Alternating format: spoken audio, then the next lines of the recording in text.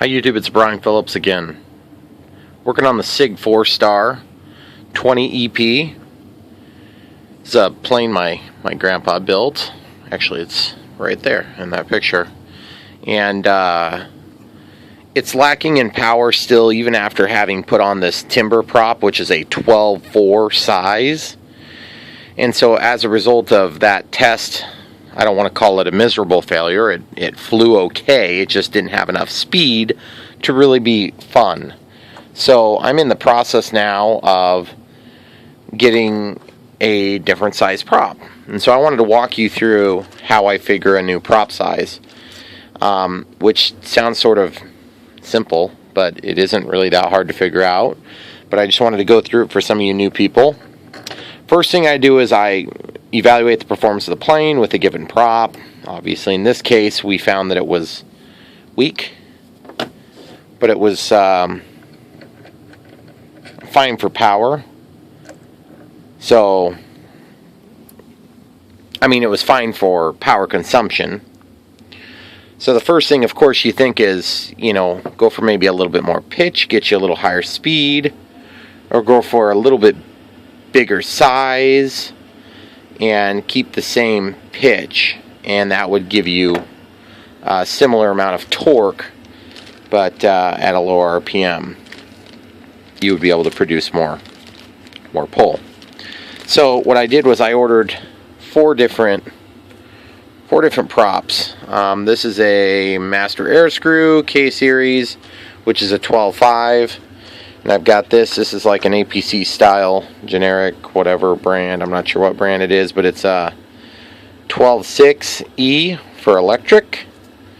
And of course, you'll notice there's a pattern 12.5, 12.6, 12.7, and then 12.8.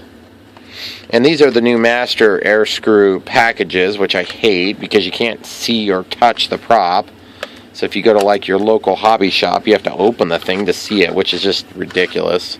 I don't have any problem with the machining or the look of the props. They're kind of huge in the middle, if you ask me. But this feels really light compared to a standard Master Air Screw that I'm used to seeing. At any rate, I'm not sure which size we need, but I just wanted to show you the process I go through. So 12.5 would be 1 inch more pitch than what we had from the timber. Of course, the timber, I'm running a huge prop on that. I think I'm running a 13.56 or a 13.65. I can't remember which direction that goes, but actually it must be a 13.65. And in this case, this prop, it's got a whole lot of information here. What is all this crap? What are they showing pictures of?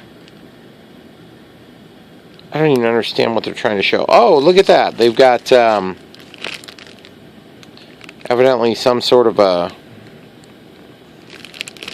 tip covers. That's weird. I don't usually concern myself too much with prop packaging, but this is the first time I've ever seen whatever this little pamphlet is. On reverse of this trace propeller shape to make 4 decals. Oh! Look at that, guys. It's got a decal sheet. That's kind of cool. And then you can make your tip markers, which is kind of cool. I usually just paint yellow. So what we're going to do first thing first is we want to make sure that this thing will fit on our motor. And as you can see, there's quite a bit of slop. Prop size looks a little bit bulky. The other thing you want to do is you take these things out of the package and they're just extremely sharp, like knife sharp. And they're a little bit sloppy. This one's way sloppier than I remember seeing a Master Air Screw. So I usually just take and work the sharp edge until it's a smooth edge, or at least so it's not going to chop my fingers off. Now the trailing edge I like to kind of keep somewhat sharp, but you don't want it so sharp that you're going to get cut, like I said. And you definitely don't want a bunch of rough edges. This will have a propensity to throw balance if you've already balanced the prop. So just be aware of that and know that it's going to happen. But it just kind of part of the nature of the beast, in my opinion. Okay, so I've got that smoothed down to a much more reasonable position where I'm not going to get cut every time I touch it. And there's just a lot more slop than I want. And I'm looking at this package. It doesn't say anything about fillers. But let's see if, I'm sure I've got some sort of a filler that would work. I may already have a filler on this. Yeah, see, I've already got a filler on this one. So what I'll do is I'll just see if I have one on this, this next size up. Of course, with props, you're always getting these little fillers. And you only use a few different sizes, it seems like. But I'm just going to I'll just let you guys watch along on this process. It's not a hard thing to do. But when you're first starting out, it just seems kind of daunting to figure out the right prop size. And a lot of it comes from personal preference, really. Okay, so this size still gives us a lot of play, and yet this size is going to be just a little bit too tight. So looks like it will probably fit in there. So what I'll do is I'll break this out of the little adapter, and we'll see if we can get that to fit. It's actually a little bit too big as well. So in that case, I'll take and put these in a bag at some point. If we go with this 12/6 prop, then that's of course going to be part of that assembly there. So what I'm going to do is I'll go through my bag of similar sized props until I find an appropriate adapter. Once I have that appropriate adapter, I should be able to go ahead and size it on there. Like I said, I knew I'd have some of these things floating around somewhere. But as you can see, the size that I think I needed there is missing. So that's just one of the beauties of getting into a hobby like this. So I'm going to pause it real quick. I'll find one that's going to work, and we'll show you how we test to see if this is going to draw too much power. Alright, so I found this inside of these, whatever these are, look like 10/7 props. They're in APC style as well, but ironically enough, it looks like this adapter might actually fit. It's very close to the shaft size of the motor. Okay, so what we're going to do is we'll just break this one off. My experience has been that when I break a prop, I'll go ahead and keep the rings out of them. So I have a bunch of them in my pack that I bring with me when I'm flying, my little prop bag that I have. So you can see there's a little chunk that gets cut off, of course. So you can see we're still not quite a good fit yet. We'll have to deal with that now, which is always fun. So I'm gonna try this first, and we'll see if this works. If this works well, I know I'll get it to work. Just sometimes it's awkward to hang on to these things. So just got this sanding block.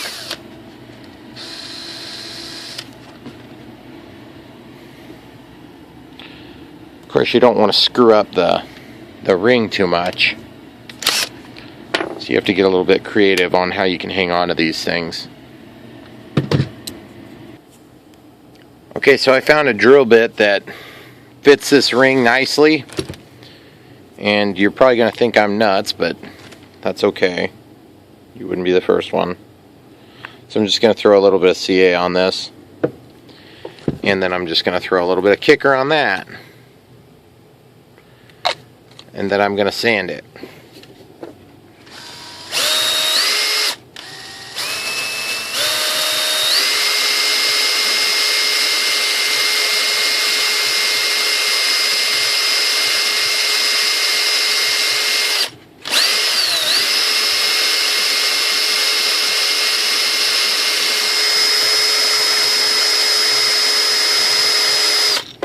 Okay, so we got it pretty close.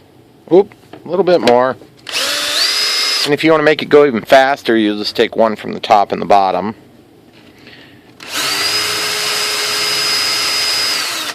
You get a little bit better pressure on it. And so you're just going to lay this down. Now we're going to get aggressive.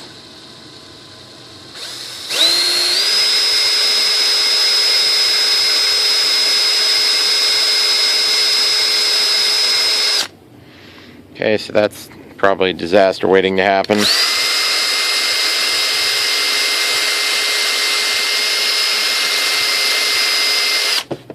Okay, so we're getting closer and closer. And you can see why you hang on to these things after you crash a plane.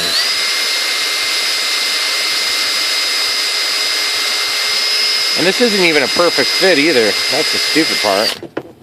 Okay, so we're going to get this winnowed down and we'll come right back. Okay, so I did that for a while longer and I was drilling. And then it finally kind of bit, but then it broke my CA free. So not a big deal, but I just wanted to show you what can happen if you try a little bit too fast. So the good news is it is possible to make it fit, but it's not necessarily the best method. Now once you have this thing fit in there, then that'll give you a ring, a bushing, to adapt you onto your motor or onto your prop shaft. So in this case it's not perfect yet, but it'll be good enough for what we're doing for testing, I believe. Here's the second problem we're going to run into. Yeah, I'll probably have to get that thing crushed down in there. You see, I don't have any threads left. So these are all indicators that you're using the wrong prop size, but I'm going to just go with it. I'm just going to make this thing fit. So here in a second, I'll come right back and you can see what it looks like. The other option is you can just take the one that fits and just use that instead. So I just wanted to show you that that's possible. You're welcome for wasting that much time. Now there's a little sharp edge on here. So what's the moral of that story? Find the correct one first. Okay, so clip those little tails off. And that will allow you to slide this into your prop. Like so, or maybe even a little better than like so.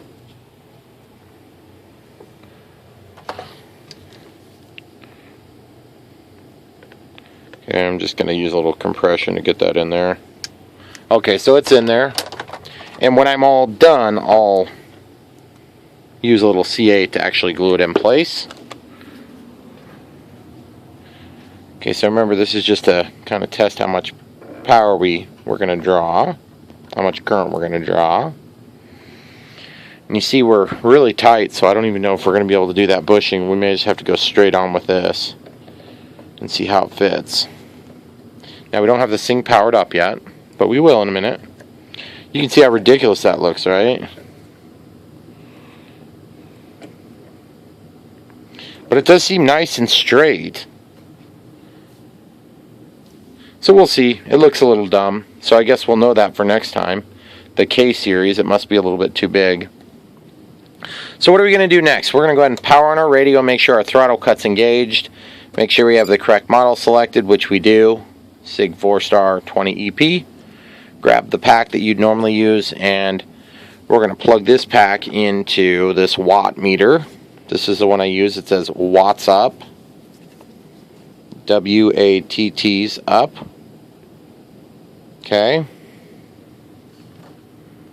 So then we're going to flip the plane over. In this case, the SIG 4-star has a lower access hatch, which is annoying, but it is what it is. So go ahead and plug this in.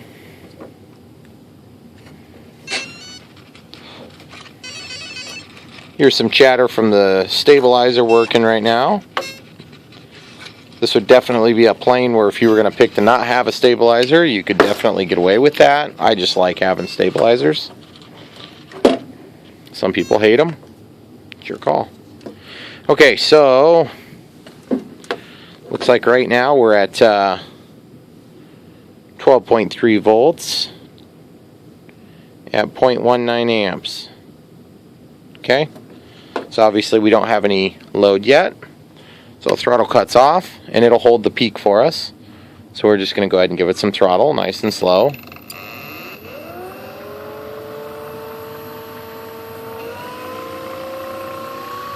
Okay, so we're at about 40% throttle. Okay, so we'll cut the throttle and see how things look. Throttle cuts on. I'm going to see if I can bring this over here so that we can see it a little bit better. Of course, you got to make sure you're out of the striking path of all these moving parts. And you could bench test this before you even install your motor, you know, if you're doing it in the right order, of course. Okay, so we'll see this now live.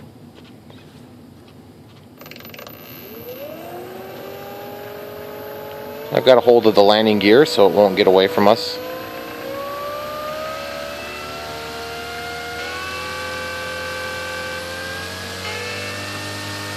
Okay, so we're at about 50% power.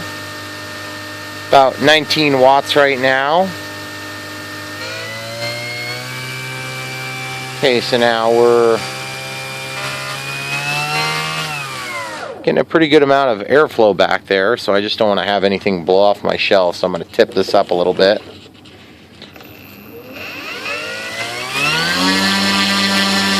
Okay, so we're at 130 watts.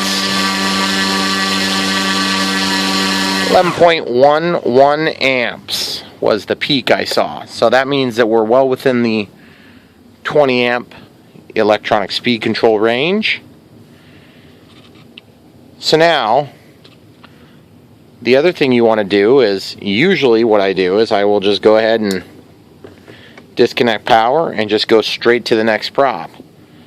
And what I'm doing is I'm going to vet. First of all, that was nice and balanced. I didn't have any oscillation at all, no vibration, none whatsoever, which is really nice. I'm super surprised about that, actually. And I don't even need to glue that little ring in, so we'll just keep that off to the side. And then we're going to go into this size. Okay, this is an APC 12.6. Okay, so now you'll also notice a lot of times these are labeled. This says Tower Pro, it says 1206E. And so what I can do is I just need to make the hole the appropriate size. We can shut that off for now.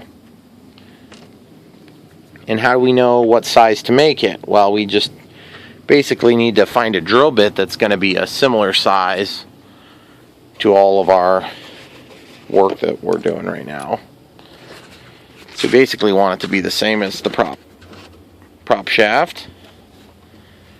So I think we're probably pretty close to 5/32, might be a little bit bigger than that. That's pretty close, but I think we'll see if we can get one more step out of it.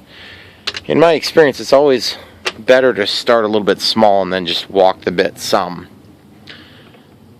Okay, that's really close. Okay, so I think I got a 1/4 inch here. Now these things come in many different standard sizes. I don't know what the standard sizes are actually. Looks like we've got 3/16 rather. I'm gonna get rid of this number 1 bit that I was using, number 1 Phillips. Okay, so now when you do this, there's 2 trains of thought. One is to be all careful and one is to just go for it. Now I'm gonna put light pressure under high speed. That way it doesn't bite. See how it spins? That's because I didn't have a super hard bite on this. That's actually not a big problem. It's only a big problem if it tries to grab you. And if it grabs you, then that's not very fun at all. Okay, so I'm going to go a little bit harder now. Same scenario. High speed, slow penetration, okay? And then just make sure you see how that works. It's just clutching on there, okay? So we should for sure be able to get this on to the plane. Now this prop, even though it's kind of got that bone color, I'm not crazy about the bone color myself, but it seems to be a popular style. I'm not sure why. Maybe it's just super cheap to make. But I've painted a lot of them when they're this color. Okay, so I just took a little bit more material out, just hardly any.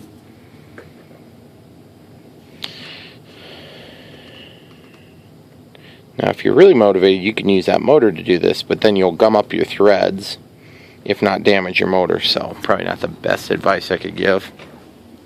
Okay, so I want to see what size. We would go straight up to this next size. It would be a way too big of a step. So I'm probably stuck walking this.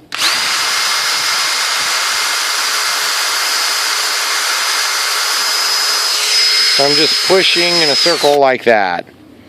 And we'll just do that a couple of times until we get this thing to fit. So if you guys are still watching this video and you know how to size a prop properly, which would be to basically figure out the specs on the motor, I applaud you for knowing these things. But I'm a little bit concerned about you watching a video this long. If you already know how to do it. So, as you can see, we've still got a little bit of bite from the thread, so we're too big still.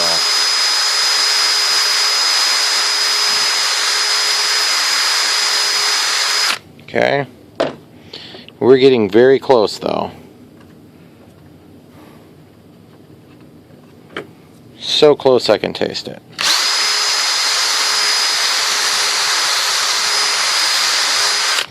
Okay. Yep, there we go. Okay, so we got a nice tight fit now. We can go ahead and put this ring back on this prop. Now this is the 10.6, so we got a 2-inch difference in pitch, which is pretty, it's pretty extreme jump compared to what we had been running. And we'll tighten that up real quick. Turn on our throttle cut, make sure everything's in place. We'll just plop this over here. Oh, no, I don't like you, Spider. I'm going to get you. Look at that. Okay, so we got the radio on. Spider's been dispatched.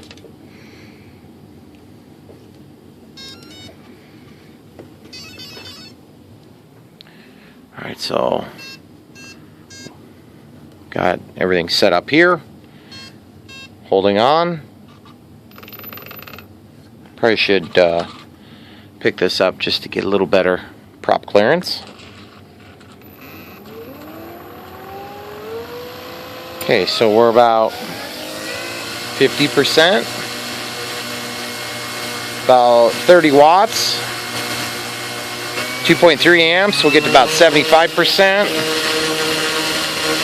about 3.5 amps at 61 watts there. Okay, so we're at 123 at 10.9 amps. Feels like a really good amount of thrust too. I'm excited about that. That feels like we might actually have enough thrust to fly this thing. So that's exciting. I'm pretty sure the one previously was maybe just a little bit under what we need. So let's unplug the power. And we're basically going to continue this process until we get to the last prop. So you can kind of see the process I'm going through is I'm basically just trying to make sure that we're not going to overload the electronics. And once we've established that we won't overload the electronics, then we're good to go. And I like the way that that prop actually looks. Once I paint the tips, maybe even paint this thing black and then paint the tips yellow or something like that, this would look fine. I do think that the master air screw props are going to look a little bit weird, but let's do it anyway.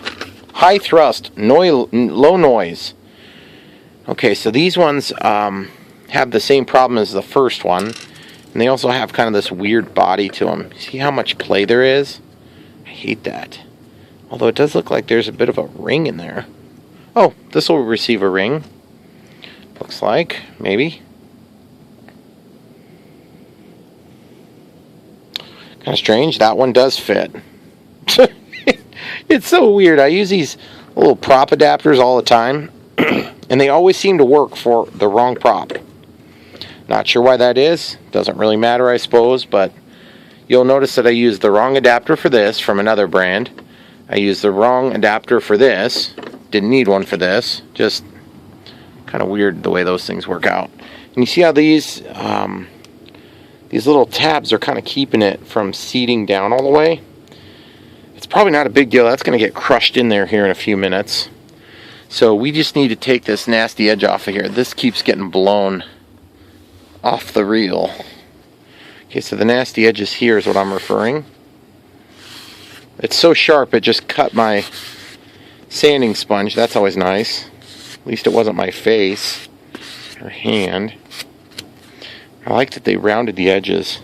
I mean, it looks very non-fierce, unfortunately, but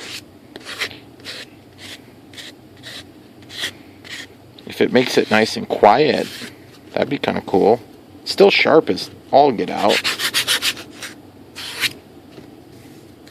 Just kind of taking down that really sharp edge. There's a really sharp edge on this one, jeez.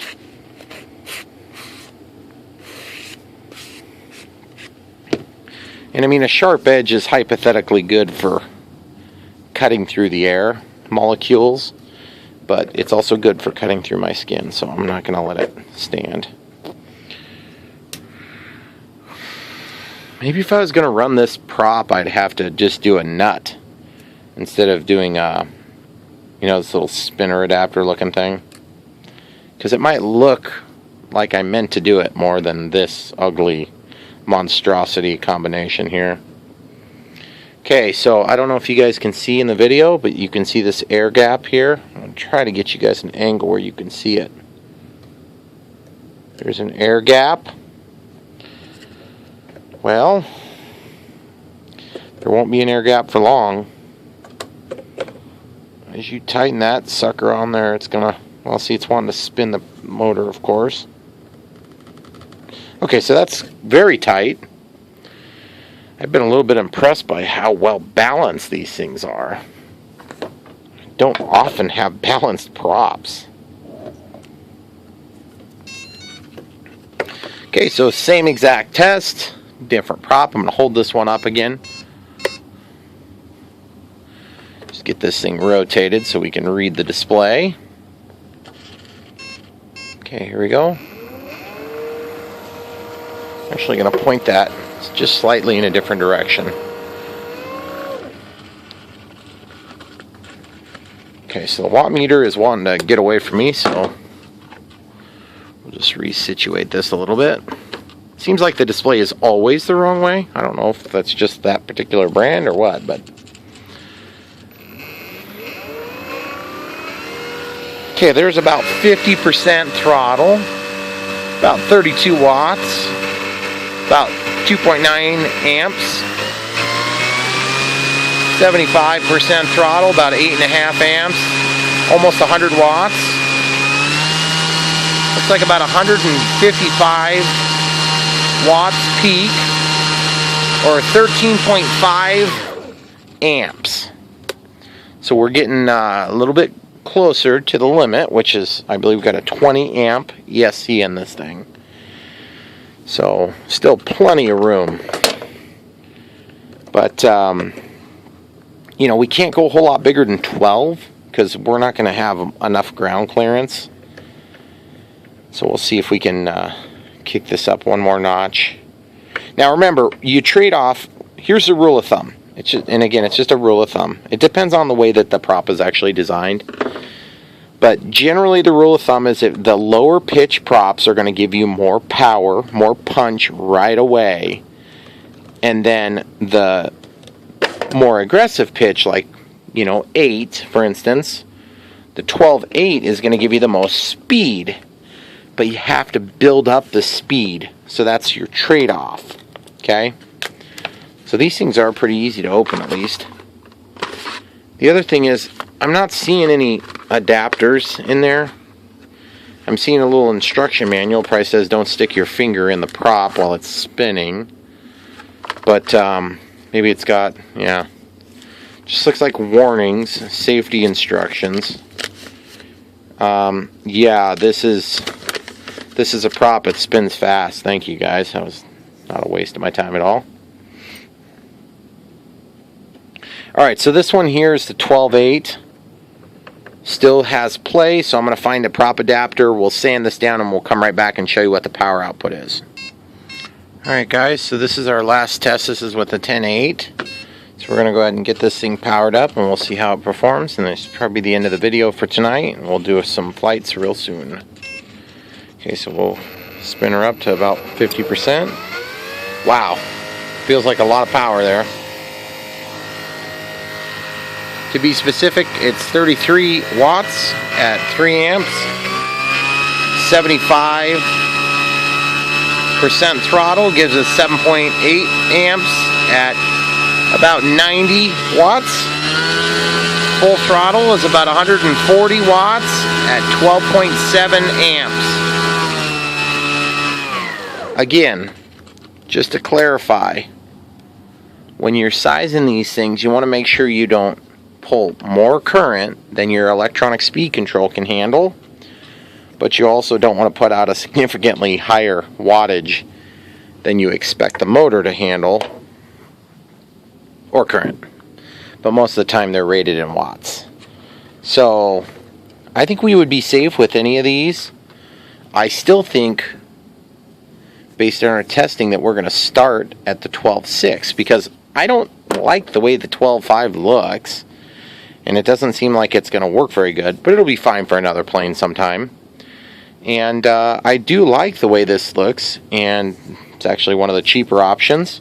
So we'll go with that, and what we'll do is we'll bring the rest of these with their adapters and all ready to go, so that when we get to the field we can go ahead and take off right away and see how things turn out. We know we're not going to overload our electronics, and it might look kind of stupid on there, but I'm certain that we're going to have a better experience with these than we did with the 12.4. And if I'm wrong, then I know for sure we need to increase the motor size, or we can go up to maybe 4S. But for now, that's about it on the SIG 4-Star 20 EP. Look forward to a flight real soon.